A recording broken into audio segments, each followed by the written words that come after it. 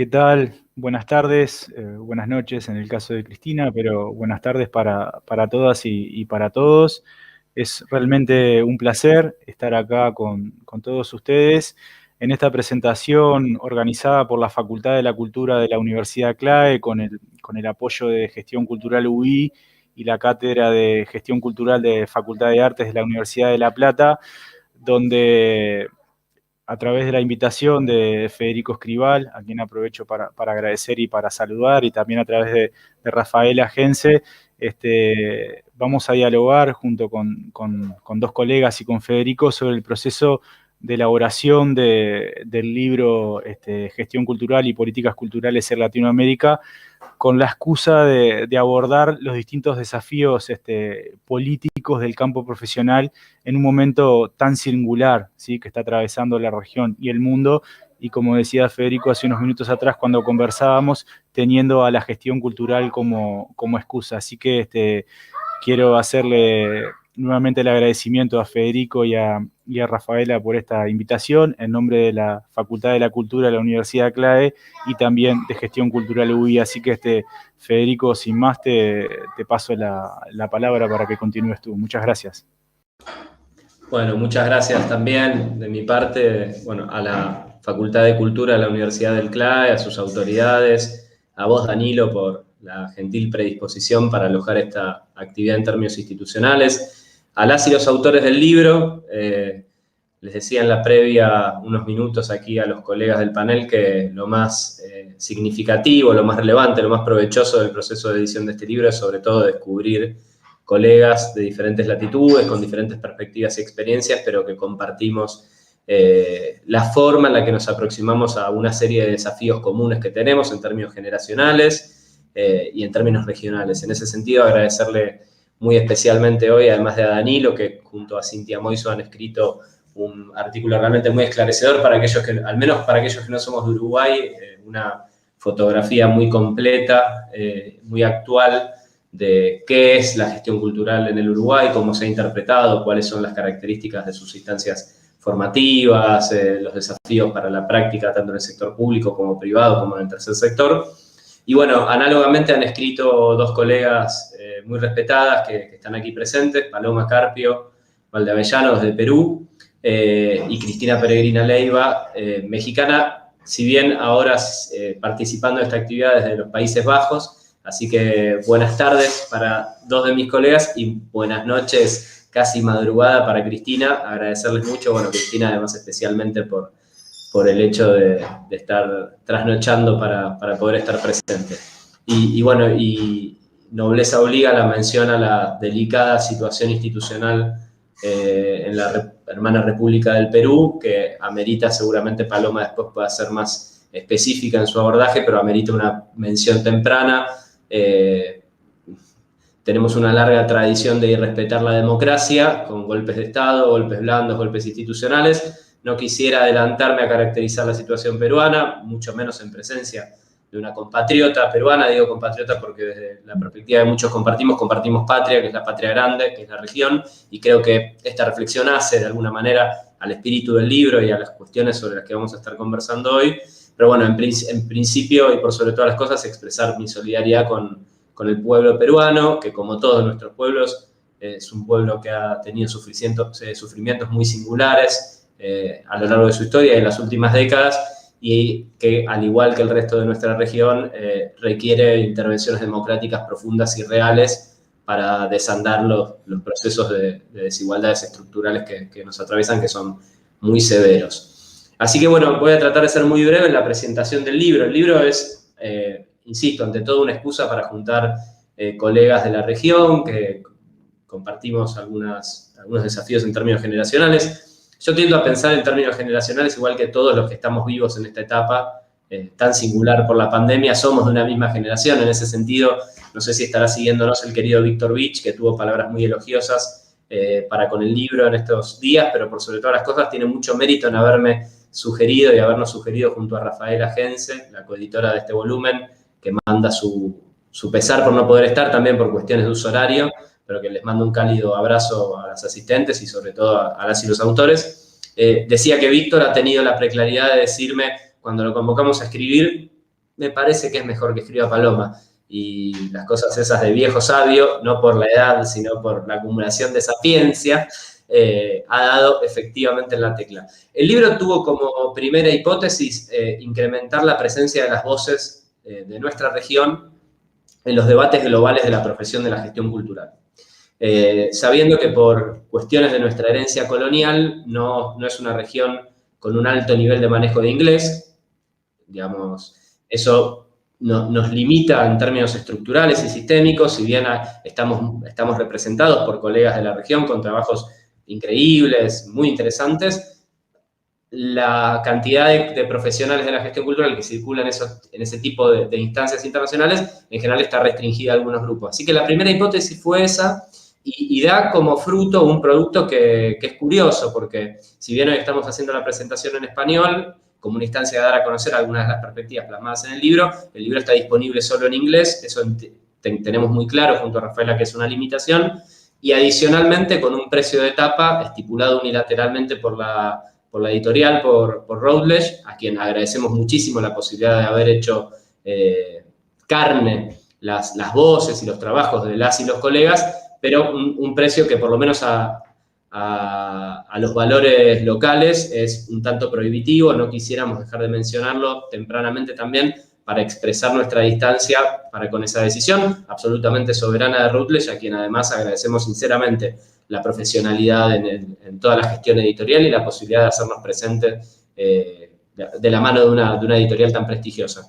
En ese sentido tuvimos una serie de dificultades, voy a tratar de desandarlas muy rápidamente. Por un lado, la debilidad de las redes preexistentes en términos profesionales, digamos, no tenemos ámbitos de asociativismo profesional de la gestión cultural en América Latina que nos permitan decir, bueno, tenemos este proyecto, lo canalizamos institucionalmente por acá, como quizás sí en algunos otros lugares, inclusive en África, no solamente refiriendo a lo que es ENCACT en Europa, ámbito del cual Cristina participa, sino incluso en África la red Arterial o el Observatorio Africano de Políticas Culturales funcionan como una suerte de conglomerado donde los profesionales de la gestión cultural pueden dar ciertos debates. En América Latina tenemos algunos procesos incipientes, como la Red Latinoamericana de Gestión Cultural, que posiblemente sea un espacio a fortalecer, pero no tenemos todavía un continente, un espacio que todos sintamos propio y en el cual nos hayamos conocido previamente este libro, eso es significativo.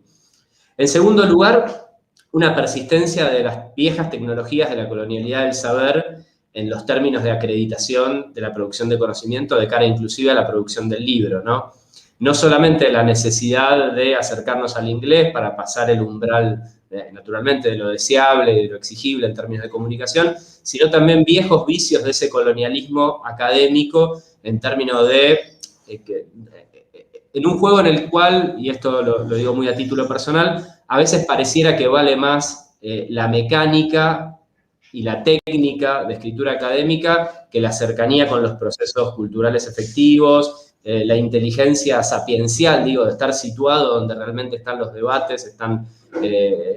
los problemas, están las disyuntivas y poder tomar posicionamiento en ese sentido. Incluso en esta iniciativa, que fue primeramente ideada por Rafaela y con una enorme voluntad de empezar a desentrañar ese legado colonial y la forma en la cual la colonialidad sigue estructurando las formas en las cuales procesamos nuestras discusiones y debates, este tipo de cuestiones sigue apareciendo. En ese sentido, creo que el libro y nuestra presencia en esa editorial también tiene una lógica troyana, ¿no? de estar tras líneas enemigas para poder corroer un poco esas estructuras de pensamiento y de construcción de conocimiento y de circulación de conocimiento fraternamente, cariñosamente, pero sin dejar de observar aquellas cosas que merecen ser observadas. Después tuvimos una discusión, un debate en torno a la nominalidad subcontinental, que creo que hace a la discusión de fondo sobre la identidad regional y la hipótesis que subyace, por lo menos en nuestra introducción y en mi trabajo, que es el hecho de que la región tiene geopolíticamente un desafío muy grande de cara al siglo XXI, que es integración o dependencia, es integración o intrascendencia. En la presentación anterior del libro hice referencia a que en 2041, dentro de muy poquito tiempo, vence el Tratado Antártico y que hay una política muy sutil de las grandes potencias de hacer una ocupación militar del territorio antártico. Creo que la Argentina, ya me sitúo desde el lugar desde donde hablo, tendría que tener una vocación de colegiar la presencia antártica con la región mucho más grande de lo que, mucho más profunda de la que tiene actualmente. Pero en cualquiera de los casos tenemos desafíos que hacen a la geopolítica y que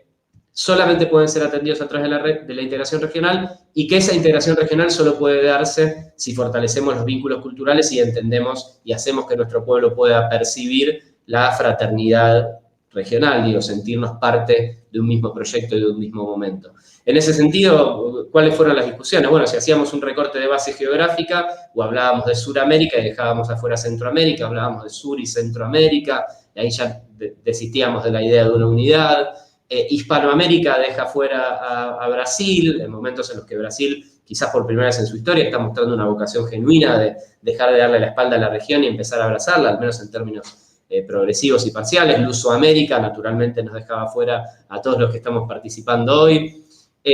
Una categoría con una fuerte impronta política como la de Nuestra América era muy difícil de traducir al inglés con todo lo que ella conlleva, iba a requerir de esfuerzos, digamos, muy superiores a los que este libro podía garantizar. Y en consecuencia aceptamos Latinoamérica sin dejar de ver que Latinoamérica también es un término acuñado en Francia en el marco de una vocación imperial francesa de acrecentar en el siglo XVIII su ascendencia política y económica sobre la región. Otra de las dificultades o de los desafíos que nos generó el libro fue la heterogeneidad de los enfoques, colegas que vienen desde diferentes trayectorias. En este sentido, voy a hablar cuando refiero a mi artículo del trabajo del inglés Clive Gray, que dice que la gestión cultural es tributaria de diferentes disciplinas de base, y en función de cuál sea la disciplina de base que se usa para llegar a la gestión cultural, determina terminológicamente, en términos de enfoques, hasta de objetivos, digamos, la propia práctica y la concepción de la gestión cultural. Él analiza sociología, antropología, economía como un ejemplo, pero creo que podríamos pensar en muchas más. Bueno, esa heterogeneidad de los enfoques y de limitaciones del campo profesional, que también expresan una tensión sobre qué entendemos por cultura, cuál es la relación con las artes, la vinculación entre cultura y política, y que en parte sigue siendo tributaria de una herencia del etnocentrismo, de aquella vieja distinción civilizatoria, ¿no?, entre los cultos, los civilizados y los bárbaros, los que no, y que creo que es algo que también se expresa en la situación que atraviesa hoy Perú. Después Paloma podrá hacer mejor mención a eso, quizás esté equivocado, pero bueno, esas cuestiones se pusieron en juego. Y en términos de logros, para ya ir cerrando, creo que el libro aporta a la consolidación de redes profesionales, el hecho de que hoy estemos compartiendo este rato junto a los colegas, más aún si hay alguien siguiéndonos en la transmisión, que bienvenido sea, pero aún si eso no sucede, el hecho de encontrarnos para mí ya es trascendente. Empezar a fortalecer la idea de lo que mencionaba Danilo, la necesidad de fortalecer un marco deontológico, ¿no?, de ética profesional para la gestión cultural, que personalmente creo que en nuestra región tiene algunas singularidades, ese contrato ético que la distingue de los que requieren colegas en otras latitudes y en otros escenarios. La ruptura de cierto techo de cristal, si me permiten las feministas apropiarme de ese término, en el sentido de garantizar la presencia de colegas que quizás por antecedentes académicos no todos tendríamos la posibilidad de publicar en estas condiciones, de colectivamente poder hacernos notar en este tipo de ámbito. Me parece también es trascendente en relación a esa nueva generación o esa generación emergente, digamos, que viene también a aportar nuevas ideas y nuevas miradas. El anverso de la heterogeneidad como dificultad es la diversidad que a la vez se expresa a lo largo del libro en esos enfoques, ¿no?, que naturalmente es muy rica, y que más allá de las trayectorias singulares y de los planteos particulares, la idea de la necesidad de que la gestión cultural aporte a una descolonización como un objetivo estratégico de la profesión en nuestro contexto sociogeográfico está presente de una manera u otra en todos los artículos. Así que bueno, esas claves interpretativas sobre qué es el libro, insisto en agradecer la presencia de las y los autores, a la Universidad del CLAE, a la Facultad de Cultura de la Universidad del CLAE por el convite, y si les parece, me gustaría cederle la palabra a Cristina Peregrina Leiva, que junto con Aarón Hernández Farfán escribieron el capítulo sobre México, para que nos cuente sintéticamente qué es lo que han logrado plasmar en él, y posteriormente le daremos la palabra a Paloma Carpio Valdavellano. Muchas gracias. Muchas gracias por la introducción, Federico y Danilo, y muchas gracias por esta invitación para tener este diálogo sobre el libro de gestión cultural y política en Latinoamérica. Y pues también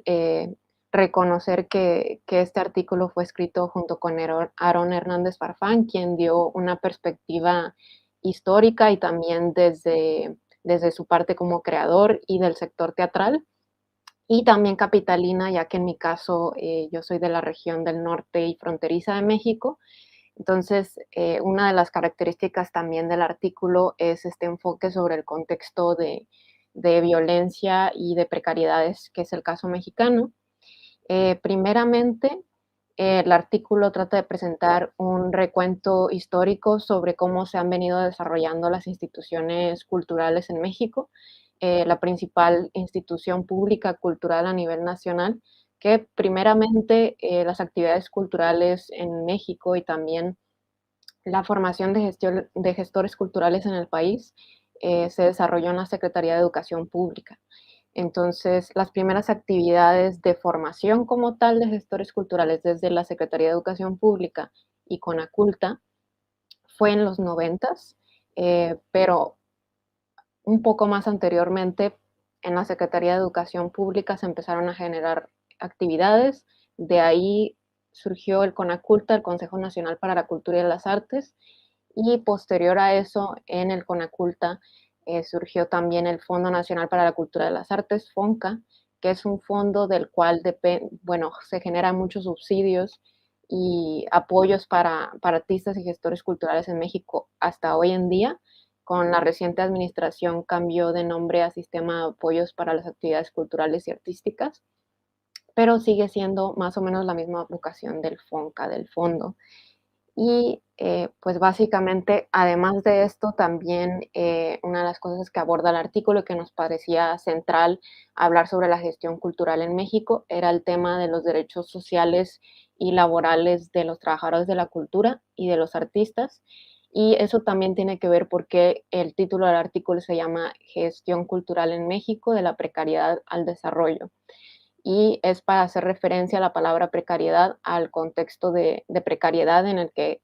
laboran los gestores culturales y artistas del país, y también un poco hacer alusión al contexto de precariedad de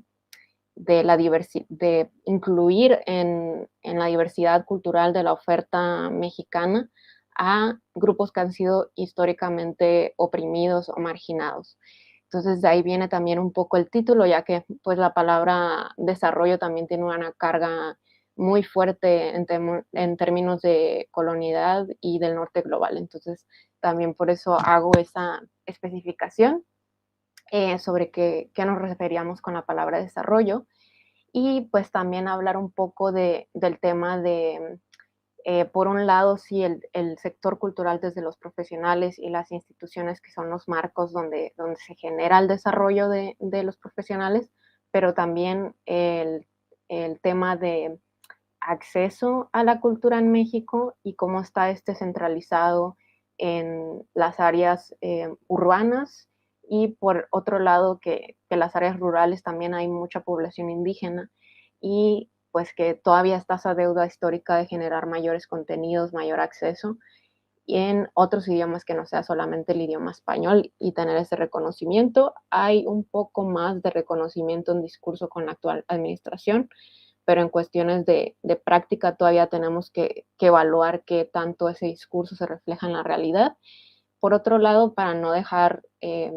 no enfocarnos solamente en la parte del sector público, también quisimos aportar un poco del tema de las industrias culturales y creativas, que está también este discurso de la economía naranja, que también se da en otros países de la región, y hablar pues un poco de cuál es el aporte a la economía mexicana sobre las industrias creativas y culturales. Y por último, también abordamos el tema de los programas de estudio, cómo se da la profesionalización de los gestores más allá de esos primeros pasos que se dieron desde la Secretaría de Educación Pública.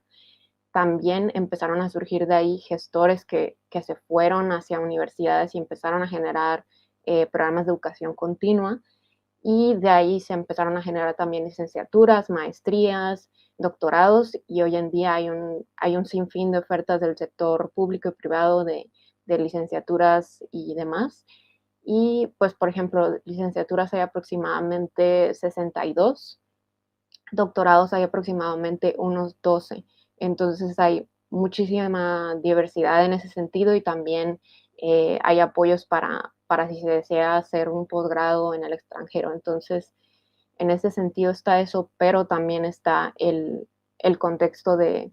precariedad en el que trabajan los gestores culturales ya en la práctica, en la realidad, más allá de la formación, y también el contexto de violencia y de precariedad en el que se encuentra la población, y que hoy en día con la pandemia pues se ha exacerbado todavía más a los números que están en este artículo en particular. Y pues bueno, hasta ahí dejo mi participación para hacerla concreta, pero sí, en el artículo vienen los datos específicos de todo este tipo de numerología sobre estos temas centrales sobre la gestión cultural en México. Muy bien, Cristina, gracias.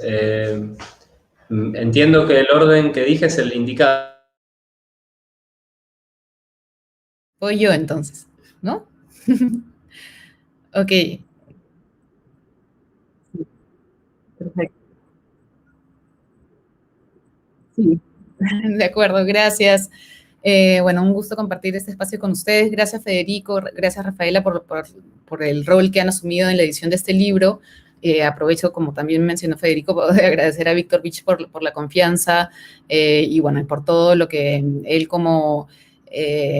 intelectual, pero persona sobre todo muy apasionada del trabajo en el campo de la cultura genera aquí y en la región. Creo que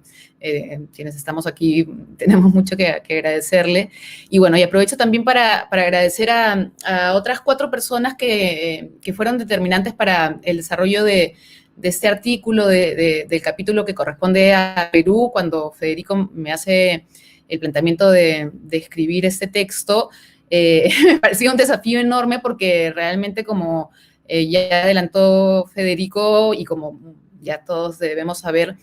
el Perú es un país que vive en continuos entrampamientos y situaciones de conflicto, justamente por la poca atención que hay a distintas variables culturales que predeterminan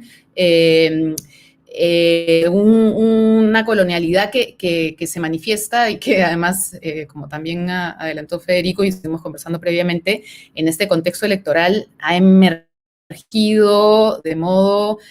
muy perturbador, muy desestabilizador, y que, bueno, que ojalá ante la crisis en la que estamos pues sea tiempo de atender, ¿no? Y me parecía que justamente por la cantidad de componentes que asociamos a la cultura en la experiencia peruana,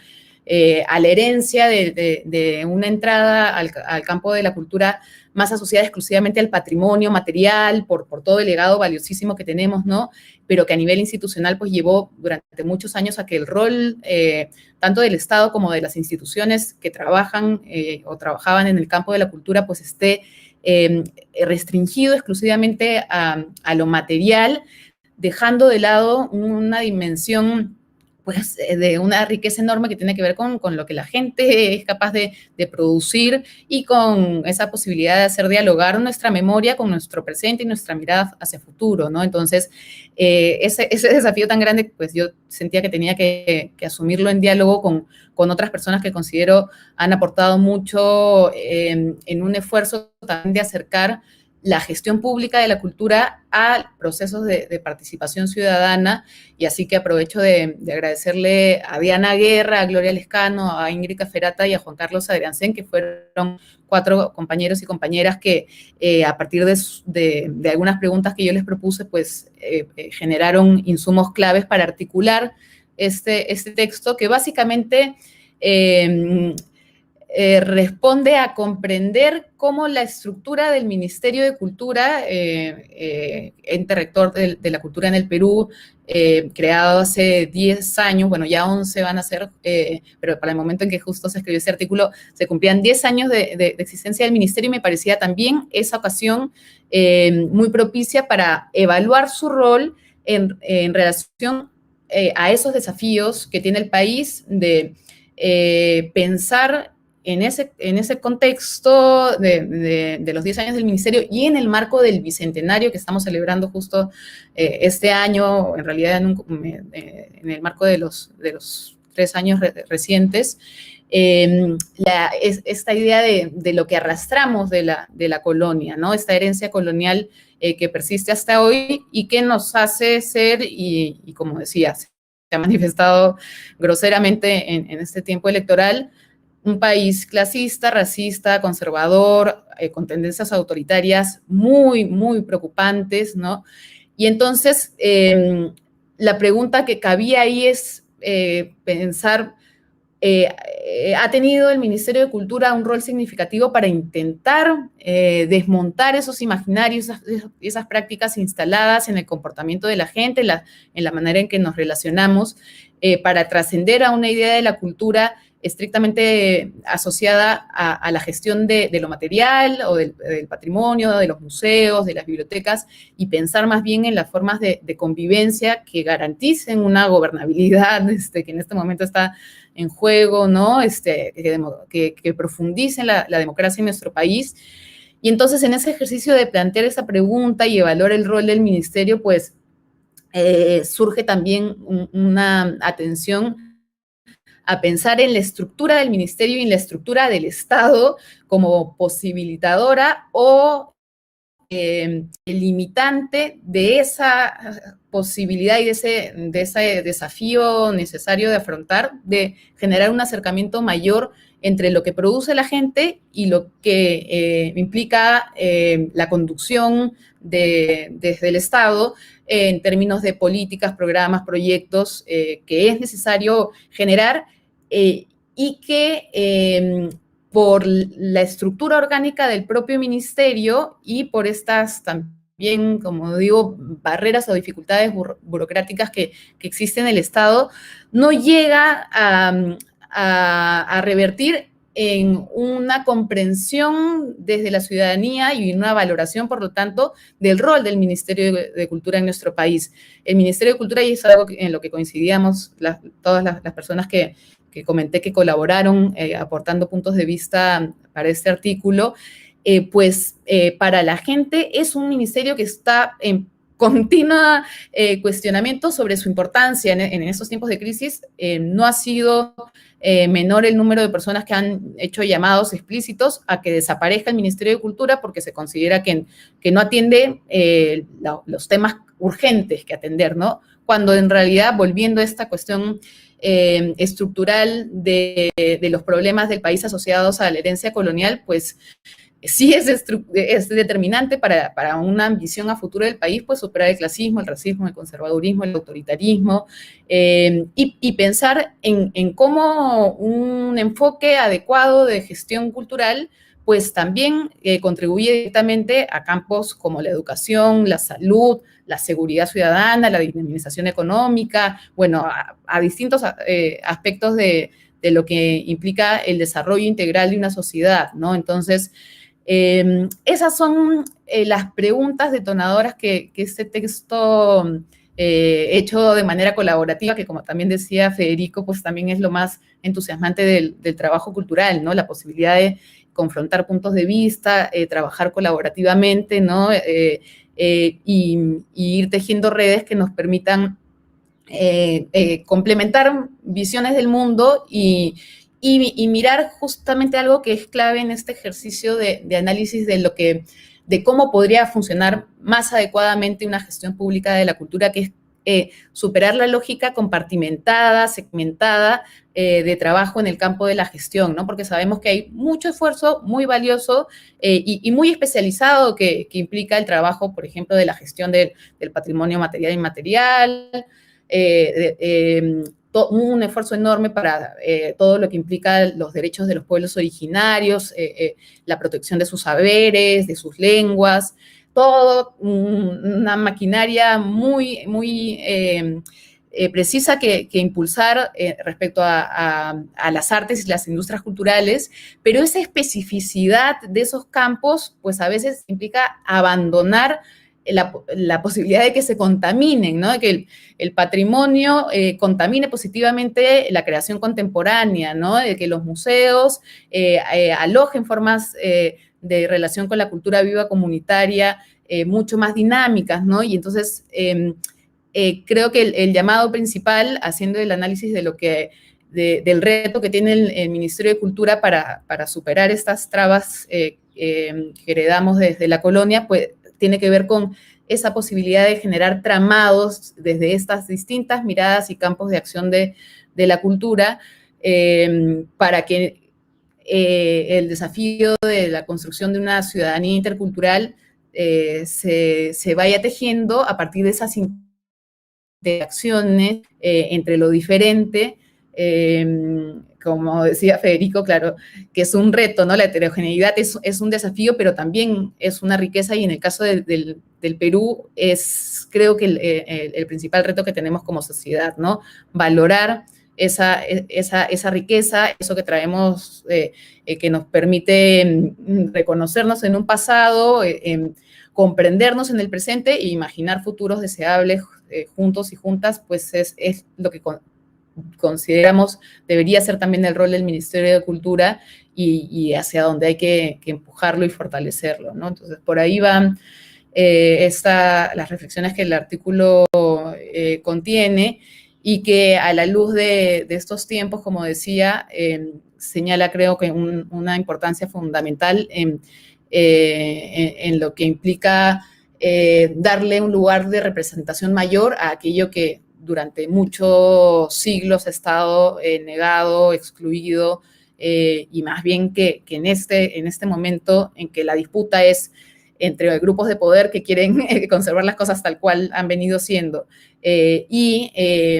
enormes mayorías excluidas históricamente, pues lo que ojalá se genere como efecto de esta crisis es ese lugar de reconocimiento y visibilización y de protagonismo y de capacidad de toma de decisiones de quienes a lo largo de la historia han venido siendo negados y oprimidos, ¿no? Así que es un tiempo de cambio y espero que también el artículo aporte a señalar esos caminos hacia donde podemos transitar. Eso por ahora y bueno, seguimos el debate. Gracias. Muchas gracias, Paloma. Bueno, antes de empezar la ronda de intercambios y alguna pregunta singular, le vamos a pedir a Danilo que nos comparta algunas perspectivas generales del artículo que coescribió con Cynthia Moiso. Gracias Fede. Sinceramente es una alegría y me siento muy distinguido estar conversando aquí con ustedes, con Paloma, con Cristina, contigo y con la gente que nos está viendo y nos está escuchando por YouTube,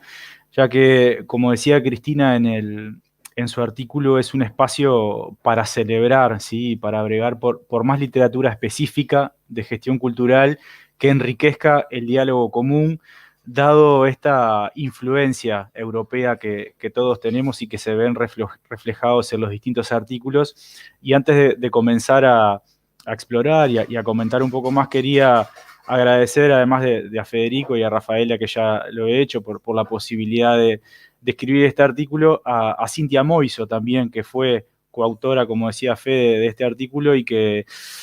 Cynthia es una gestora cultural, una amiga y colega muy, muy querida, que ha hecho cosas muy importantes por la gestión cultural de este país. Entonces quería reconocerlo también públicamente, que por cuestiones de agenda no pudo estar, pero me parecía también importante hacerlo porque fue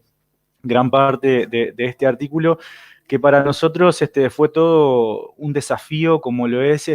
la cultura y la gestión cultural en Uruguay. Y nosotros nos preguntábamos y decíamos, ¿cómo hacemos para explicarle a distintas personas, no solo de Latinoamérica, sino de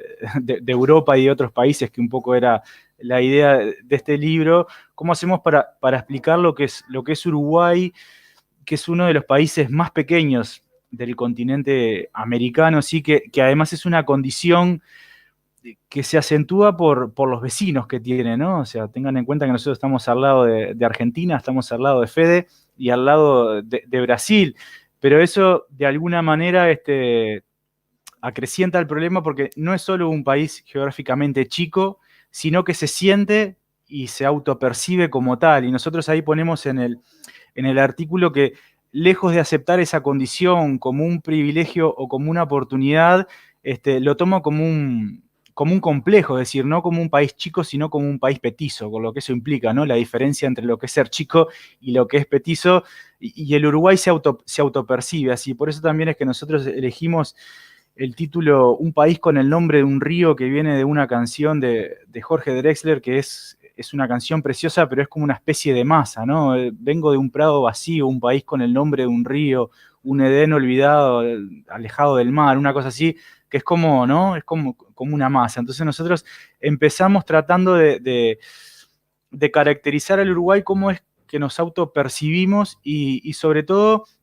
cuál es la relación que el Uruguay tiene desde los comienzos, desde su conformación como país, con el extranjero, ¿no? Específicamente con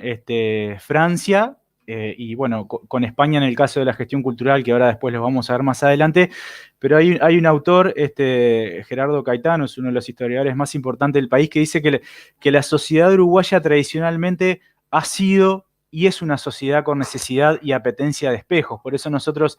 en una parte del artículo hablamos que el Uruguay es una especie de país afrancesado por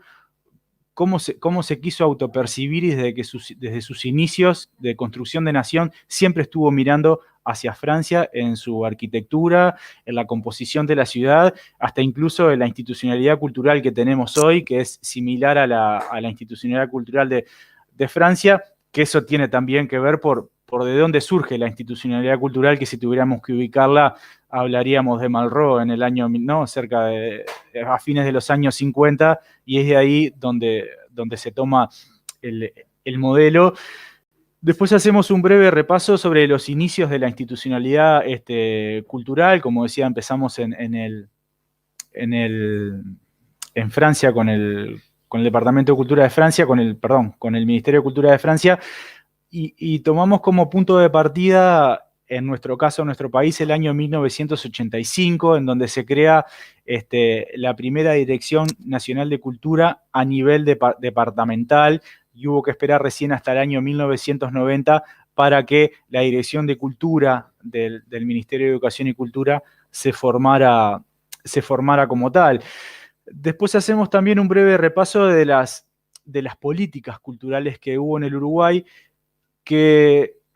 siempre caemos en la tentación de decir que, ustedes sabrán que desde 1830 el Uruguay siempre estuvo gobernado por dos partidos tradicionales, que son el Partido Colorado y el Partido Nacional, mayoritariamente por el Partido Colorado, y a partir del año 2005 hubo un cambio de gobierno en donde asume el Frente Amplio, que vendría a ser la izquierda, el encuentro progresista de este país, y a partir de ahí, a nosotros con Cintia siempre nos gusta decir que no se descubrió la pólvora, y es decir, sí hubo incremento en las políticas culturales, sí hubo incremento en lo que se destina a las políticas culturales y a la cultura, pero la institucionalidad cultural se enmarca a partir del año 85, donde el gobierno era del Partido Colorado. Entonces no nos gusta decir como que las políticas culturales empezaron con el advenimiento del Frente Amplio en este país, sino que vienen de un poco más atrás. Incluso muchas de las políticas que hoy en día se llevan nacen y se vienen tomando desde esa época, pero sí, el año 2005 es un año bastante bisagra en cuanto a la institucionalidad cultural y a las políticas culturales, con la creación de distintas leyes, en realidad a través de la ley 17.930, que es donde se empiezan a crear, por ejemplo, distintos fondos, los fondos concursables o la ley de los fondos de incentivo cultural. Hay una parte de eso en el artículo, y también hacemos mucho hincapié en lo que tiene que ver con la formación en gestión cultural en nuestro país, que cuando hoy, unos minutos antes, hablábamos con Cristina, me impactaba la cantidad de posibilidades de formación que hay en México. Puntualmente, si no me equivoco, en el artículo dice que son 62 licenciaturas, cuando en el Uruguay, por ejemplo, estamos hablando que en México hay 126 millones de personas y en Uruguay somos apenas 3 millones y poquitos. En el Uruguay tenemos una sola licenciatura en gestión cultural, que casualmente es la licenciatura de la Facultad de la Cultura de la Universidad CLAE, en el cual trabajo, pero todavía desde el sector público no es algo que se haya desarrollado. Sí, hace unos pocos años se diseñó un posgrado en gestión cultural y una maestría en políticas culturales, pero todavía no está desarrollado eso, y la licenciatura de alguna manera viene a cubrir esa necesidad de la formación en gestión cultural, que igualmente previamente, muchos años anteriores, el ex Banco de Boston, lo que es hoy la Fundación Itaú, ya comenzó con la formación en gestión cultural con un diploma, y también contamos un poco esa historia de cuál es la historia, perdón, de la formación en gestión cultural en Uruguay. Y también hacemos referencia de la importancia, y con esto ya termino, Federico, con la importancia que tiene o que debería tener la gestión cultural con relación a otras disciplinas, y concretamente, por ejemplo, con la economía de la cultura, y la importancia que tiene de medir el impacto, ¿sí?, que tiene la cultura en el Producto Bruto Interno de un país. ¿Por qué? Porque de alguna forma, es una manera de dar cuenta de la importancia que tiene la cultura, ya que quienes trabajamos en el ecosistema cultural siempre tenemos el problema, de alguna manera, de tratar de convencer o de contarle a otras personas por qué es importante la cultura, por qué es importante invertir en cultura, y terminamos haciendo discursos que son muy válidos, pero que no entran en el resto de la sociedad. Entonces, la importancia de decir la cultura tiene este impacto en la economía es una herramienta fundamental para poder difundir la importancia que tiene nuestro rol también frente a la sociedad. Y eso es un poco lo que quisimos transmitir en este artículo con Cintia, del cual nos sentimos muy contentos, muy orgullosos, y una de las cosas que veíamos leyéndolos en estos días, intercambiando, son los puntos en común que tienen con los otros artículos, ¿no? La importancia de la formación en gestión cultural, la importancia de apuntalar las distintas institucionalidades culturales de nuestros países, y también lo hablábamos con Cristina antes de comenzar la charla. Uno, conociendo las distintas realidades de otros países, de alguna manera ve que en el país de uno, por ejemplo en Uruguay, no estamos tan mal en comparación con otros países. Eso no significa que estemos bien o que tengamos ¿no?, que quedarnos con lo que tenemos, pero sí, por ejemplo, en el caso de Perú, recién los 10 años de un Ministerio de Cultura, cuando en Uruguay, mal o bien, se viene desarrollando desde hace una cantidad de años. Entonces, están buenísimas estas instancias para conocer cuáles son las distintas realidades y cómo empezar a trabajar en eso que decías tú al principio, Federico, de pensar en esa patria grande, y que la cultura y la gestión cultural sea un motor para esa transformación. Así que nuevamente quiero agradecer la invitación y agradecerles a ustedes por estar ahí. Gracias, Danilo. Muy interesante tu artículo también. Mirá si será profusa la oferta de formación mexicana, que nuestra colega Cristina aquí presente es especialista en cultura de frontera, cosa que no he llegado a conversar en detalle con ella, pero me resulta de lo más interesante. Agradecerte además, Danilo, porque por esas cuestiones fortuitas hemos cometido un pecado en términos de nuestra cultura popular, que es programar una charla en Uruguay casi coincidente con un partido de la Celeste, que espero que el maestro Tavares nos lo disculpe. Así que, y rescatar ese término que te he robado a partir de la lectura del artículo que han coescrito con Cintia, que es el de ecosistema cultural, que vos bien nos enseñan ustedes en el marco de ese artículo, que es un aporte de Gonzalo Carámbula. No sé si me están escuchando bien, porque mi conexión... Bien, gracias. Siempre hago una chanza, que es que acá en el campo, en Buenos Aires, estoy a 600 metros del obelisco, pero la conexión es realmente muy mala. Así que bueno, les cuento un poquito qué intenté plasmar en el artículo argentino. En primer lugar, hacer algún comentario. Perdón. Paloma, continúa, Palo, si podés cerrar Exacto, gracias. Hay un tema de micrófonos, disculpen quienes estén siguiendo del otro lado. Como les decía, la singularidad argentina, en algunos sentidos, bueno, en primer lugar, como ya mencioné, es un país bicontinental por la presencia en la plataforma antártica, el 8º país en extensión a nivel mundial, con policlimático, digamos, con una multiplicidad de climas, y en ese sentido, condicionante de una muy compleja diversidad cultural, al punto que después de tanto esfuerzo en un sentido contrario por parte de los poderes fácticos, aún hoy en la Argentina hay 16 idiomas originarios vivos siendo hablados cotidianamente. Y valga la postilla que no están recibiendo quizás el tratamiento de protección y promoción por parte del Estado que debieran. Ahí hay una experiencia interesante en el caso de Perú, que tuvo un pequeño corte en internet, no sé si Paloma refirió a eso, pero quizás sería interesante pedirle que lo haga. Para entender la cultura en la Argentina, en primer lugar, hay que mencionar que hay una fuerte tradición de vinculación entre cultura y arte con el poder y la política. Desde las viejas bibliotecas populares de los anarquistas, traducidas posteriormente en políticas culturales de los sindicatos, que me ha llevado a sorpresa de algunos colegas, por ejemplo, en un viaje que hice algunos años en Colombia, que los colegas, queridos amigos colombianos, no entendían que en la Argentina los sindicatos tenían teatros con programación, revistas, canales de televisión, y no solamente los sindicatos del sector cultural, sino, por ejemplo, pienso en la Unión de Obreros de la Construcción o en la Unión Ferroviaria, que tienen salas teatrales que son realmente un lujo popular.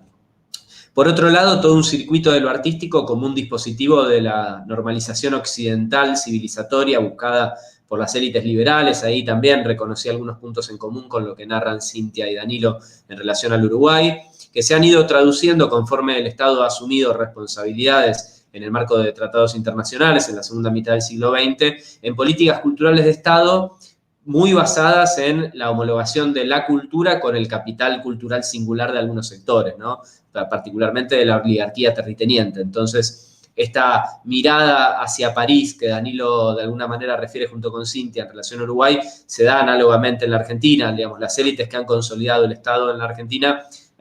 teóricamente al menos, o está en el saber popular, que había una frase que era Londres en lo político, París en lo cultural, ¿no? Entonces, ese iluminismo europeo, el enciclopedismo y el liberalismo, de alguna manera forjaron lo que quienes construyeron o imaginaron esta nación, siguiendo a Benedict Anderson, tomaron como modelo, aún si la realidad efectiva del pueblo y su diversidad se expresaba en un sentido contrario. En ese registro tenemos una ley de propiedad intelectual temprana, que quizás también se distingue del resto de los artículos de la Argentina, porque de 1933 tenemos una ley que curiosamente sigue vigente, aunque ha recibido actualizaciones, pero es una ley que está siendo crecientemente demandada de ser renovada por, naturalmente, los desafíos que traen las nuevas tecnologías y todo lo que pasó, digamos, de la década del 30 a esta parte, que ha generado un complejo entramado de cámaras sectoriales y de sindicatos del sector cultural y artístico, que si bien tienen un bajo nivel de representación, tienen cierta capacidad de lobby y de acción política.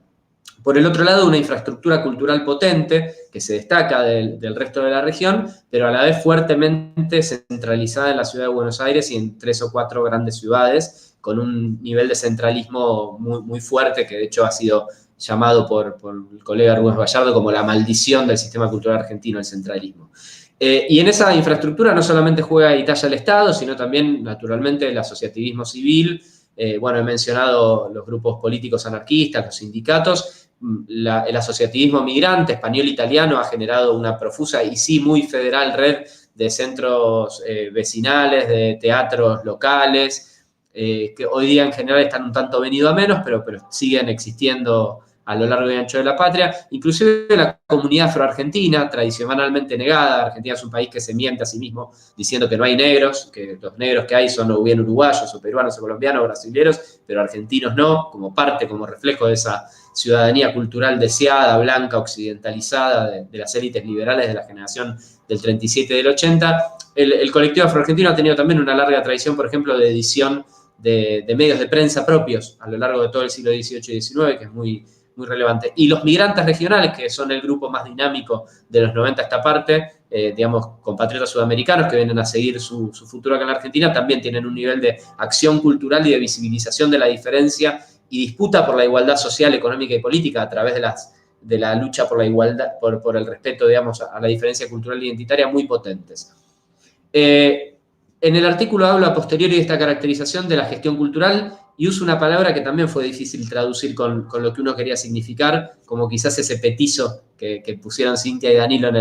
en su artículo, que es el desembarco de la gestión cultural. Al hablar del desembarco de la gestión cultural, quiero traer cierta memoria emotiva, afectiva, política de lo que significó el desembarco, digamos, de la colonización europea en el continente.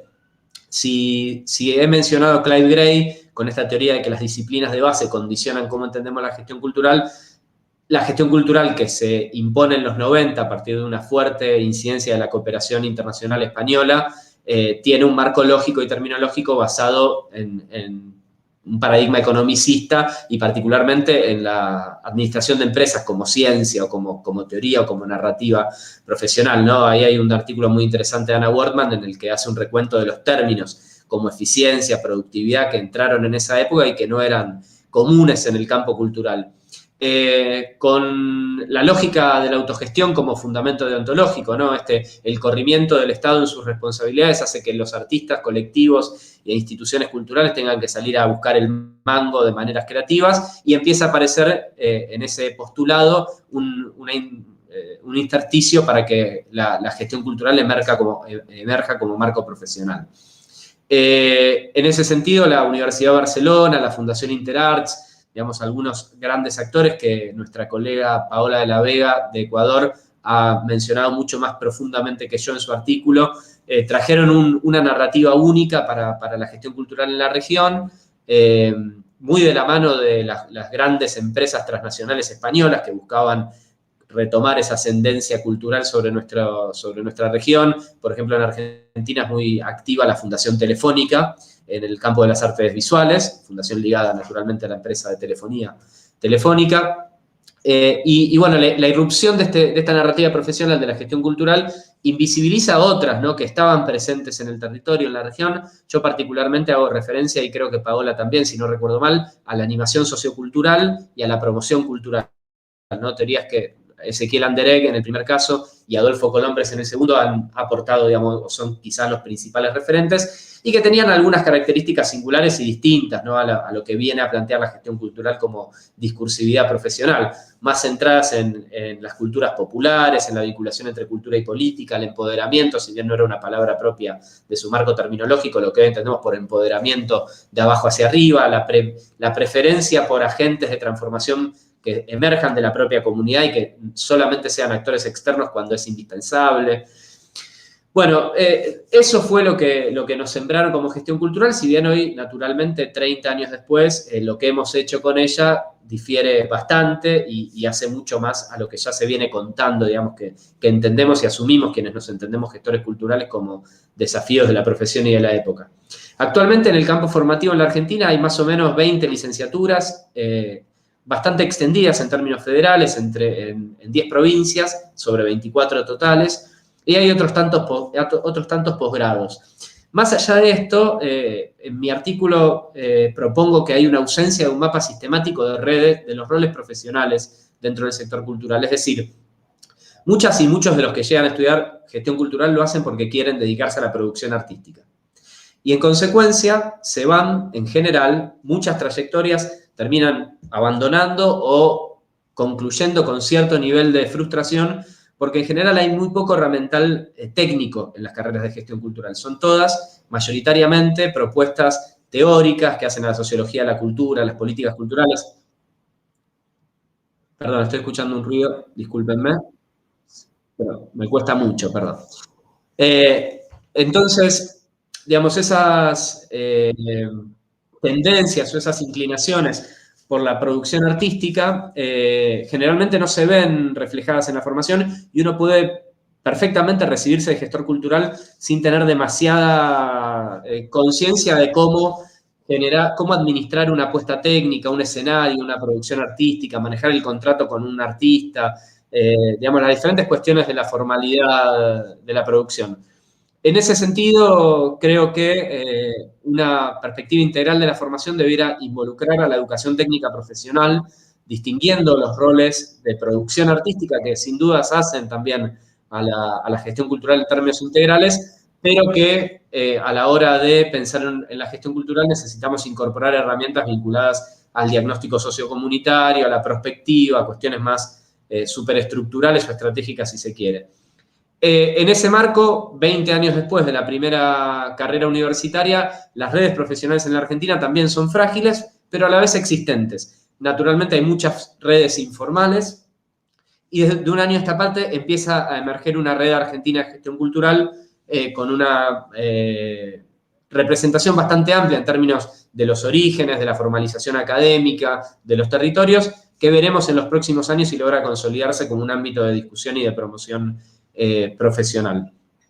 Concluyendo, creo que la gestión cultural en la Argentina es un campo en consolidación que busca fortalecerse desde una perspectiva deontológica y que en este registro es atravesada por dos grandes tensiones. Por un lado, la precarización endémica de nuestro sector, que cuando irrumpe la pandemia y la crisis del COVID se hace absolutamente urgente, pero que venimos arrastrando como en el resto de la región hace ya demasiado tiempo. Un botón de muestra sobre cómo se da este registro de precarización de los trabajadores y las trabajadoras del sector. En el 2020, el Ministerio de Cultura Nacional hizo una encuesta nacional de cultura, en la cual excluyó expresamente a todos aquellos que abrevan en el campo desde una perspectiva vocacional. Es decir, lo restringió a aquellos que se perciben profesionales del sector. Sabiendo que, y esto es un agregado mío, la mayoría de la gente que quiere trabajar en la cultura y las artes en la Argentina no profundiza esa vocación porque hay un imaginario de que esto es insustentable en términos económicos. Digo que si te dedicas a la cultura y al arte, no vas a poder vivir de ello. Entonces, solamente sacando la foto del ministerio de aquellos que se autoperciben profesionales y que además tienen acceso a Internet y han logrado conocer la encuesta, porque esta encuesta naturalmente no ha logrado llegar a toda la vastedad territorial y social argentina, un 24% de los trabajadores del sector indicaron que era imposible migrar al ecosistema digital. Es decir, 1 de cada 4 proyectos, iniciativas, instituciones, organizaciones culturales se cayeron por la digitalización forzada en la cuarentena. Otro 25% requería un apoyo o asesoramiento para incorporar competencias digitales para lograr esa migración a lo digital y no las tuvieron, por lo que un 50% ya estaban quedando afuera en la migración digital forzada de la cuarentena. Y acá hay dos datos que me resultan particularmente relevantes. 2 de cada 3 trabajadores empleados en el sector indicaron que necesitaban ingresos adicionales, es decir, que no lograban vivir con lo que ganaban por su trabajo en el sector cultural. Y el 41%, es decir, 4 de cada 10 trabajadores del sector no había obtenido ingresos en el último año, o sea, por fuera de la pandemia. ¿Sí? Habían pasado 2 meses de cuarentena y 10 meses atrás los trabajadores del sector manifestaban que no habían tenido ingresos en el último año. Digamos, la precariedad laboral es una tensión sobre el campo de la gestión cultural que tenemos que problematizar y atender. Tenemos que postular políticas culturales que puedan dar cuenta de las necesidades en términos de ingreso, seguridad social y formalización laboral del sector. Y en segundo lugar, y retomando la narrativa, el enfoque vinculado a la poscolonialidad y a la decolonialidad, el haberse constituido la gestión cultural en base a un relato profesional cosmopolita hace que le cueste incorporar la diversidad cultural como un enfoque disruptivo, en tanto aparece como una demanda del campo social, de las organizaciones de la diversidad cultural, y se hace urgente la incorporación de la interculturalidad, como bien planteó Paloma, como un requisito para las políticas culturales. La gestión cultural se está viendo en aprietos, no para incorporarlo en términos narrativos, digamos, nos es muy fácil darnos cuenta y hacernos cargo de esa demanda, pero creo que nos está siendo singularmente difícil plantear cuáles tienen que ser las transformaciones estructurales, epistemológicas, institucionales, políticas, para que esa interculturalidad pueda hacerse carne realmente. Así que creo que ese es un poco el punto del desafío y me gustaría, si me permiten las y los colegas, que esa sea una de las primeras preguntas. Abrir el juego a la reflexión colectiva y horizontal sobre cuáles creemos que pueden ser abordajes concretos, iniciativas puntuales, políticas específicas, para dar cuenta de la interculturalidad como gran desafío, siendo que la necesidad de descolonizar aparece con recurrencia en todos los artículos, la percepción de que la gestión cultural tiene un desafío en ese sentido, pero a la vez me pareciera, y esto ya es una apreciación absolutamente personal, que ninguno de nosotros logra tener demasiado claro, porque seguramente sea una construcción colectiva y que requiere una cierta maduración. Por eso creo que esta charla es un laboratorio muy interesante para poder jugar entre nosotros y ver si aparece alguna punta de ese ovillo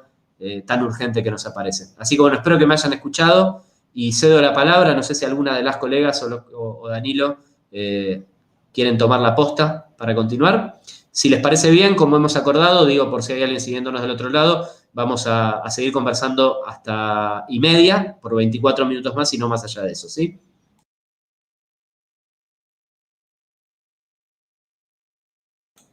Paloma, Cristina, Danilo, ¿alguien se le anima? O podemos perfectamente incorporar alguna pregunta adicional o alguna problematización diferente para avanzar. Bueno, yo tengo por ahí una aportación sobre el tema de interculturalidad. Creo que un proyecto como este de libro y generar discursos en común está aportando justamente ese tema de interculturalidad a un nivel regional, por un lado, como generar una agenda en común y estas preguntas que tiene el libro sobre si hay un modelo de gestión cultural sudamericana específicamente, creo que están como apuntando un poco a eso y ya en los contextos nacionales creo que ya hay puntos en común, sí hay, por ejemplo, cuestiones como comunidades afrodescendientes y cómo incorporar esa diversidad cultural en las políticas culturales. Creo que ahí sí ya depende más un poco de cada país. Creo que todos tenemos en común que, que hay una tendencia sobre no reconocer a estos grupos dentro de la política cultural de la mejor manera posible, pero se está incrementando ese discurso y esa priorización en tema de política cultural e interculturalidad dentro de las políticas culturales. Y pues también uno de los objetivos de este libro es pues reconocer estas redes regionales y eso pues aporta el discurso de interculturalidad a mi parecer. Espero que esto sea un poco de lo que te referías con la pregunta, pero sí, esa es un poco mi percepción. Gracias, Cristina. No sé si Paloma, te veo ahí con... Continuar ¿Cómo no? yo, no sé, sí. Tengo un problema técnico porque por algún motivo no puedo seguir a Federico directamente en la plataforma, aunque sí escuché la pregunta a través del YouTube. Así que yo creo que ahí hay una pregunta medular, porque es verdad que la interculturalidad como aspiración, como paradigma al que hay que caminar, es algo que es muy difícil de gestionar, o sea, de aterrizar en acciones, medidas, programas, proyectos. Y sin embargo, pues es ahí donde está la clave de lo que necesitamos resolver en nuestros países, ¿no? Entonces, yo siento que, y justo me alegra tener este diálogo porque es un tema que ayer en un espacio, bueno, en el Perú tenemos el desafío de organizar el 5º Congreso Latinoamericano de Cultura Humanitaria y somos muchas organizaciones y personas las que nos estamos reuniendo para intercambiar puntos de vista sobre qué es lo que quisiéramos que se debata en ese espacio de este congreso que trae que justamente la cultura de vida comunitaria es una manera concreta en la que aterrizan distintas dimensiones de la cultura asociada a la vida y finalmente la interculturalidad. Yo siento que el error en la manera en que se aborda, por lo menos en el Perú y en la estructura del ministerio, es que se plantea exclusivamente como lo que refiere a la protección de los derechos, saberes, lenguas de los pueblos originarios, que es algo que evidentemente requiere muchísima atención y cuidado. La interculturalidad en realidad tiene que ver con la vida en común, ¿no? Entonces, no se puede pensar la interculturalidad dirigiendo exclusivamente políticas a un sector, cuando en realidad la interculturalidad tiene que ser aquello que propicie las interacciones entre los distintos grupos humanos, ¿no? Entonces, creo que aquí yo observo ese riesgo, ¿no? Que existen y tienen que existir y fortalecerse políticas para la población afroperuana, políticas para los pueblos originarios, andinos, amazónicos, y reconocer sus particularidades, pero el reto está en eso que logramos construir de manera conjunta, asumiendo y valorando nuestras diferencias. Entonces siento que Ahí, por ejemplo, en el caso del Perú se ha avanzado en lo que se ha llamado la aprobación hace unos años de la política de transversalización del enfoque intercultural, pero también pasa que hay muchas cuestiones que se plantean a nivel de política de Estado, pero que no llegan a ser asumidas, percibidas, apropiadas por la gente, ¿no? Entonces, es muy útil que haya un documento que diga la salud tiene que ser intercultural y hay que respetar las prácticas y los conocimientos y las maneras en que cada población se vincula a la salud. Eso es valiosísimo. O sea, realmente una política de transversalización del enfoque intercultural es clave, pero el desafío finalmente me parece que está en la dimensión comunitaria, ¿no? En potenciar no la idea de comunidades como entes estancos o atomizados, sino más bien como una idea de comunidad de fortalecimiento de lo que pasa en nuestros territorios, en distintos grupos humanos que se vinculan con alguna finalidad en común, pero que generan interacciones hacia otros movimientos sociales, hacia otros grupos, buscando una reivindicación en común mayor, ¿no? Entonces, porque la construcción de la democracia, valorando la interculturalidad, pues al final implica que tenemos diferencias, pero que hay un horizonte en común que sí miramos, por el que luchamos en común, ¿no? Entonces, creo que en la construcción de ese horizonte en común es que tienen que avanzar los proyectos culturales desde la sociedad civil y evidentemente desde el Estado también, ¿no? Entonces, porque, no sé, yo creo que en nuestros países, de pronto, no sé, ayer yo daba una clase y escuchaba los goles de Perú con mucha fuerza y pareciera que lo que nos da horizonte es solo eso, que evidentemente el fútbol también tiene una dimensión simbólica muy potente, pero hay otras cuestiones que también nos tienen que dar horizonte, ¿no? Y que son claves de propiciar, identificar desde el campo de la cultura, ¿no? Eso, ojalá no me hayan escuchado bien. Gracias, Paloma, muy bien. Estoy dudando un poquito de eso. Sí, se escuchó muy bien y no sé si vos me escuchás a mí porque estamos teniendo problemas nosotros, pero viene muy bien tu reflexión. Me gustaría escucharlo a Danilo para que se quede tranquilo. El gol que refirió Paloma no es un gol de Colombia en este momento. Seguimos 0-0 me quedo tranquilo. Igual tengo acá en casa mirando acá a un costado, así que si pasa algo... se notará en tu rostro. Sí, me voy a enterar y capaz si está el micrófono abierto se van a enterar ustedes. Esa es una pregunta que el otro día nos hacíamos con Cintia, intercambiando los distintos artículos, y se lo decía a Cristina también antes de empezar, quedamos muy, muy impactados con los dos artículos, pero sobre todo con el artículo de México en cuanto a las dimensiones, ¿no? Y nos empezábamos a preguntar, y me voy a apoyar acá de datos concretos, cómo se hacía para gestionar esa interculturalidad o cómo generar distintos ámbitos en un país donde hay más de 62 grupos etnolingüísticos, hay 42.000 sitios arqueológicos, 11.000 inmuebles de carácter histórico, es decir, nosotros siendo un país tan chico como somos, en ese sentido hemos avanzado y hemos retrocedido al mismo tiempo. ¿Por qué digo esto? Porque hemos avanzado con un proyecto que ha sido realmente transformador en este país, que fueron los centros MEC, ¿sí? Los centros MEC eran distintos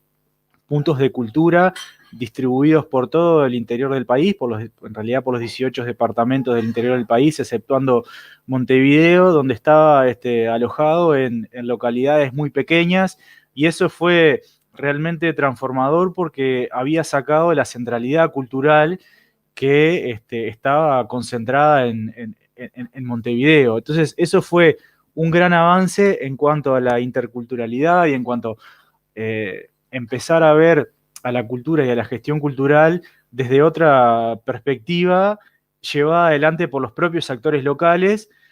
pero que se retrocedió porque a partir de esta administración los centros MEC desaparecieron, es decir, es una política que se borró, aunque también hubo un avance, por eso digo que hemos ido para adelante y para atrás, también desde la administración anterior en un proyecto que se ha llevado en otros países, como, bueno, el pionero fue Brasil, pero también Perú lo lleva adelante, que son los puntos de cultura, ¿sí? Que todavía es muy incipiente, donde se empieza a trabajar con la cultura comunitaria, en donde son los propios actores los que empiezan a desarrollar esos proyectos, y es un desafío que tenemos acá en este país, que lamentablemente creo que hemos retrocedido más de lo que hemos avanzado por esta cuestión de haber sacado esa política de los centros MEC que fue realmente revolucionaria para el interior de nuestro país. Así que, es decir, estoy yendo para atrás, para adelante, y obviamente no tengo una respuesta, y sé que tú no me la pediste, porque si no sería todo mucho más fácil, Fede, pero son reflexiones en voz alta, en la cual tenemos que pensar en esa clave, como decías tú al principio, de patria grande. Gracias, Danilo. Me hiciste pensar con esto de los puntos MEC, una política que tuvo la Argentina, que fue en función del bicentenario de la Revolución de Mayo en 2010, inaugurar lo que se buscó que fueran 200 casas del bicentenario. Finalmente fueron alrededor de 150, pero con una dispersión territorial muy interesante, digamos, en muchos pueblos y pequeñas ciudades que no necesariamente tenían infraestructura cultural previo a la instalación de esas casas. Y a la vez el mismo gobierno tomando la decisión de inaugurar un enorme centro cultural, que es el Centro Cultural Kirchner, en el antiguo Palacio de Correos, fortaleciendo la presencia de dispositivos federales en cultura, digo, federalmente financiados, pero en la Ciudad de Buenos Aires, que tiene una inmensa, abrumadora mayoría de las instituciones culturales nacionales. Así que, digamos, de contradicciones estamos hechos. Creo que en ese sentido hay una idea que pensaba mientras los escuchaba más temprano, que es una suerte de panteón, ¿no? Pienso en el artículo de Cristina y cómo rescata la experiencia de Vasconcelos, pienso en tu mención a Carámbula, bueno, pienso en el querido Víctor Vich, a quien nombramos, que bueno, está entre nosotros todavía y muy activo. Pienso en Pilón Santillán Güemes, un compañero argentino que falleció el año pasado, muy importante para la formación de muchos de nosotros y nosotras. Creo que sin caer en los personalismos, porque sabemos lo dañinos que pueden ser los personalismos en algunos registros, está bueno que intercambiemos figuritas en ese sentido y que podamos conocer un poco más de los que fueron los y las que fueron importantes para pensar la cultura en una clave interesante en nuestra región. Y en cuanto a lo que decía Paloma, me parece absolutamente nodal. Sigo sin saber cuál es la elaboración específica de las políticas interculturales, pero creo que un axioma es dejar de entenderlas como políticas focalizadas sobre los colectivos históricamente racializados y excluidos. Me recordó haber escuchado a René Ramírez, quien fuera ministro de Educación en Ecuador, en el año 2014, si no me equivoco, aquí en Argentina, en un foro que se llamó Emancipación e Igualdad. René hizo mención a la limitación que para él tenían las ciencias sociales, que a la hora de buscar aportar a la reducción de la pobreza, estudiaban exclusivamente a los pobres. Y el llamamiento de René era, dejemos de hacer pobrología. La causa, la explicación de la pobreza no está en los pobres. Sigamos trabajando junto a los sectores populares para ver de qué manera, cómo se organizan, eso es imprescindible, pero tenemos que estudiar también a los sectores que toman las decisiones que condicionan estructuralmente la pobreza. Y creo que hay cierta analogía con la interculturalidad. Tenemos que distinguir lo que es la promoción de la diversidad cultural, que es un componente, a mi entender, necesario, imprescindible del paradigma intercultural, de lo intercultural como integralidad. Lo intercultural conlleva algo más, conlleva aprendizajes mutuos, y esos aprendizajes mutuos también los tiene que hacer el Estado. También los tienen que hacer las instituciones educativas, ¿no? Creo que nadie hizo mención a esto en los artículos, pero lamentablemente intuyo, y lo puedo dar cuenta en la Argentina, pero intuyo que ninguna de nuestras universidades tiene ninguna materia sobre cultura regional, sobre cultura sudamericana, contemporánea. Digo, a Vasconcelos, yo no lo escuché ni hablar de Carámbula, ¿no? A Vich tampoco lo leí en mi formación universitaria de casi 5 años. Pero tampoco a Vasconcelos, que si querés es una figura que por la época en la que actuó y su tenor como intelectual es más difundida. Entonces, bueno, no hablo solamente de la decolonización de los currículums, que me parece una dimensión también imprescindible, sino mucho más allá de eso. Así que bueno, no sé si alguna o alguno de ustedes quiere incorporar algún eje. ¿Seguimos con la conversación libre o alguien quiere focalizar en algún tema singular? Dejo ahí el micrófono abierto. A mí, Fede, cuando hablabas de la interculturalidad, también me llevó a pensar de lo importante que tiene que ver del vínculo con las otras disciplinas, es decir, porque no solo pensar la interculturalidad en función de distintos saberes, distintos pensares o distintas formas de hacer las cosas de las distintas comunidades, sino de cómo la gestión cultural, en nuestro caso, que es nuestra disciplina, se vincula con otras disciplinas, ¿no?, académicas, para colaborar en esa construcción de distintas políticas o de distintos programas. Por ejemplo, Víctor Vich lo dice en la publicación Desculturizar la cultura, ¿no?, en donde habla de la importancia que tiene, por ejemplo, el vínculo entre la investigación y la gestión cultural, y él dice que se necesitan mutuamente, ¿no?, porque uno siempre estamos pensando en distintas políticas o en distintos programas, pero nunca nos detenemos para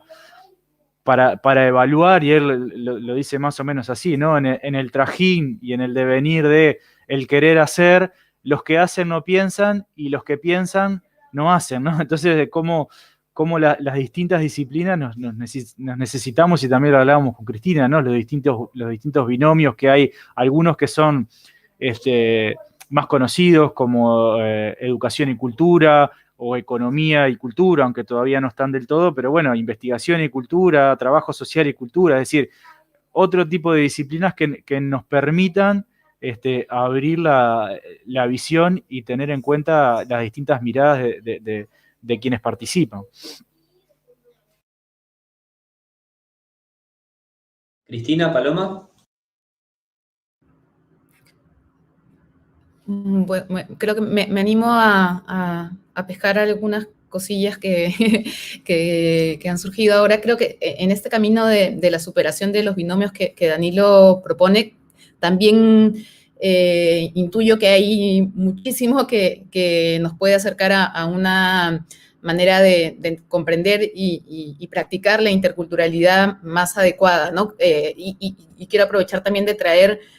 lo que Federico mencionaba respecto a esta cita de René Ramírez, que nos permite reubicar el énfasis de hacia dónde hay que dirigir los esfuerzos para propiciar lógicas interculturales que no solo refuercen y protejan los derechos de las poblaciones excluidas, sino más bien que transformen las mentes de los grupos de poder, ¿no? Las mentes y sensibilidades de los grupos de poder, porque lo que ha pasado recientemente en el Perú, por ejemplo, que comentaba anteriormente, es que son las élites, son los grupos dominantes los que se están resistiendo al cambio, los que están buscando frenar los procesos emancipatorios de las mayorías. Entonces, ¿dónde hay que poner el foco en un caso como este, en una política que estimule el reconocimiento de la diferencia, la comprensión de las desigualdades, en quienes viven las desigualdades y las exclusiones o en quienes las reproducen, ¿no? Entonces, ahí hay algo que creo que es clave, ¿no? Y evidentemente para eso hay un rol de la academia fundamental, ¿no? Acá, bueno, en el Perú, la idea de desarrollo se sustentó durante muchos años en disminuir el rol del Estado y de entregarle todo a los privados. Entonces, en la educación privada se refuerzan lógicas privadas de negación de los derechos de los otros, ¿no? Entonces, ahí, efectivamente, como también decía Federico, en el ámbito educativo hay todo el campo más desafiante y fundamental para generar estas capacidades de problematizar los desafíos de la interculturalidad, porque no, creo que es de consenso que no es sencillo, ¿no? Abordar y atenderla adecuadamente, pero justamente en esta superación de los binomios puede haber un camino que desde la escuela, desde la educación básica regular, se pueda atender. O sea, hay una brecha entre el urbano y rural que pues a estas alturas también puede más bien convertirse en puentes de intercambio, porque tenemos que desde las ciudades reconocer el rol de la ruralidad, del campo, de los campesinos, de quienes producen los alimentos, desde quienes transmiten los saberes, que es necesario cultivar, ¿no? Hay que superar las dicotomías entre centro-periferia o entre izquierda. Acá en el Perú se ha exacerbado escandalosamente la idea de izquierdas y derechas,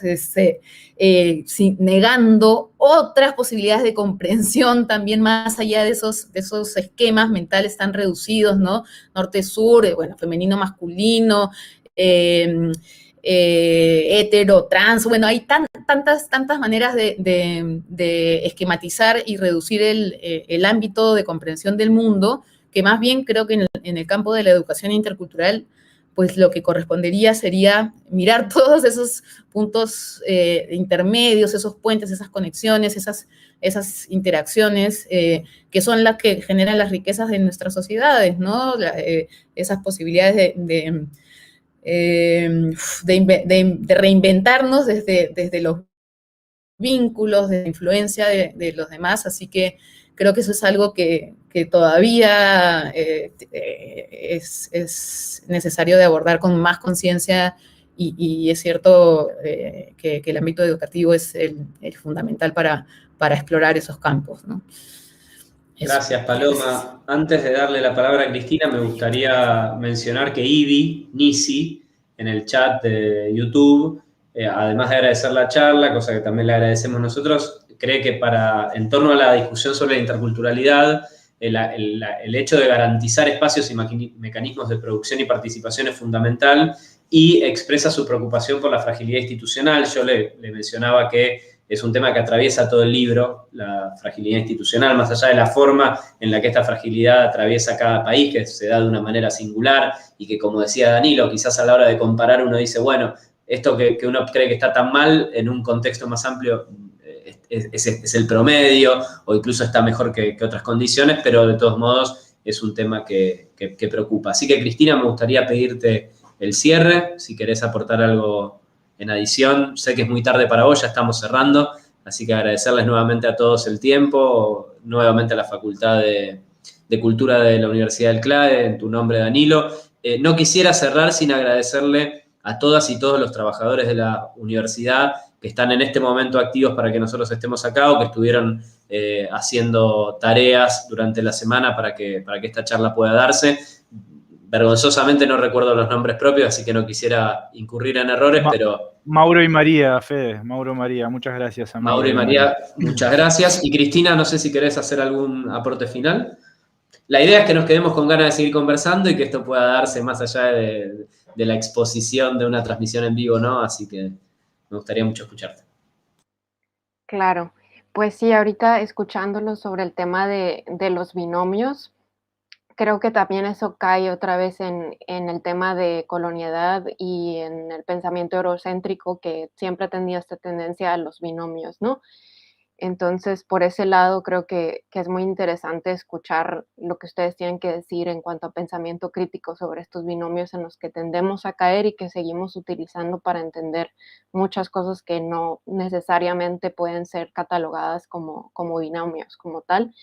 Y también, por otro lado, quería yo mencionar que a la hora de leer todos los artículos, algo que me impresionó mucho el caso peruano fue, bueno, ya tenía yo conocimiento sobre el tema del Estado de Derecho y esta parte de los cambios de funcionarios públicos muy constantes, pero a la hora de leer el artículo y en un capítulo, en un párrafo, ver cómo un funcionario de cultura se cambiaba cada ciertos meses, fue muy impresionante leer eso. Eso es algo que no necesariamente se ve en el contexto mexicano y que fue muy impactante leer. Y son algunas de las diferencias que también hablan de los contextos políticos y sociales de nuestros países que también afectan específicamente al sector. Entonces, sí, eso también quería como rescatarlo del artículo y pues nada, que esto también es un diálogo que pudiéramos seguir hablando de estos temas y cosas en específico que son de cada país y las cosas que tenemos en común en términos de la precariedad que nos caracteriza en cuanto a pues sí, el contexto laboral en el que tienen que elaborar pues gestores y artistas de...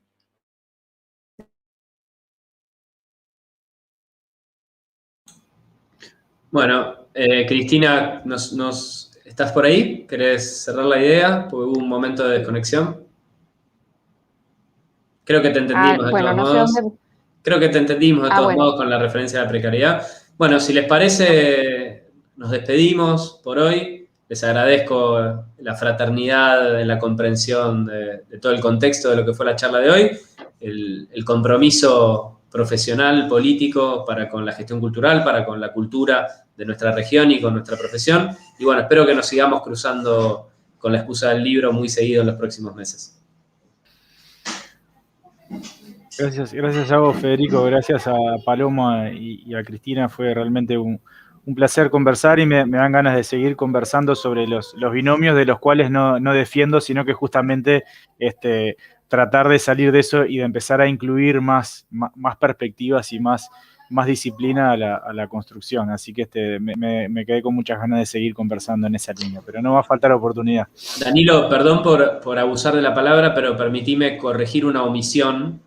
que no hice referencia al libro de la nueva cultura del ballet en el Uruguay que acabas de presentar. Si eventualmente nos está siguiendo alguien desde alguno de los países hermanos, gracias a las colegas, que sepan que eso está dando vuelta. Te veo muy mediático, así que seguramente has traccionado parte de tu público televisivo a esta charla y sobre todo felicitaciones por el trabajo y su publicación. Muchas gracias. Lo estuvimos conversando también con Cristina